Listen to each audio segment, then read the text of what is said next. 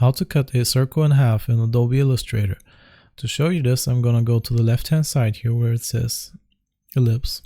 You might not see this tool right away. It might be hidden in this drop down menu here. In that case, you want to press on L on your keyboard and it should appear. Now what we want to do is we click and drag like this, and remember to press shift while you're doing this so we get a nice round circle like that.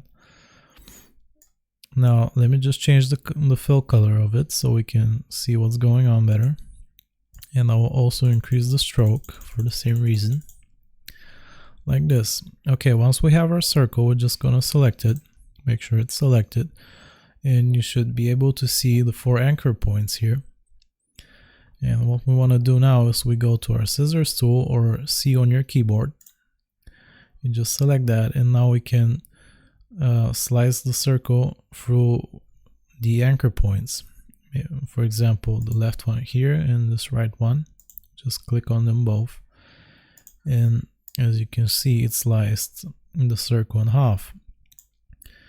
Now this line is open, so we want to join both ends.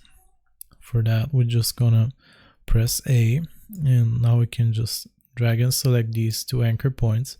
I'm just gonna press Ctrl J on my keyboard, and it will join them like this.